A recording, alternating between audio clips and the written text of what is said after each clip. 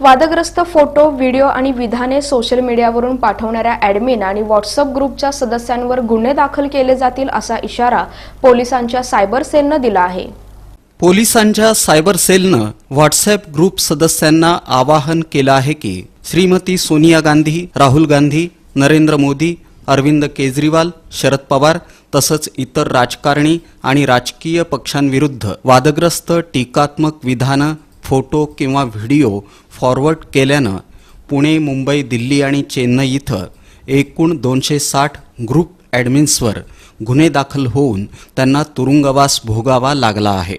WhatsApp पोलिसांच्या निगराणीखाली असून सर्वांना याद्वारे कळवण्यात येतं की सायबर गुन्हे कक्षामार्फत सर्व ग्रुप फोल्डर बघितले जातात। असे वादग्रस्त ग्रुप तात्काळ काढून टाकावेत। सर्व सदस्यांना तशी ताकीद द्यावी। धार्मिक, राजकीय, सामाजिक विषयांशी संबंधित वादग्रस्त विधाने, फोटो, व्हिडिओ ग्रुपवर टाकू नयेत। वैयक्तिक, राष्ट्र, धर्म, जात, पंथ, रूढी, परंपरा, भौगोलिक हद्दी, भाषा या अंतर्गत वाद यावर भाष्य करणं हे गुन्हे आहेत। मुंबईत अशी कृत्ये करणाऱ्या 36 व्हॉट्सॲप सदस्यांना अटक करण्यात आली आहे। हे गुन्हे अजामीनपात्र असून त्यात 7 वर्षांपर्यंत शिक्षा होऊ शकते। हिंदू मुस्लिम वादविवाद, इतर धर्माबाबत अपशब्द वापरणं यासाठी तपास कमिटी स्थापन करण्यात आली आहे। गुन्हेगाराविरुद्ध कलम 4458 CPC अंतर्गत कारवाई करण्यात येईल।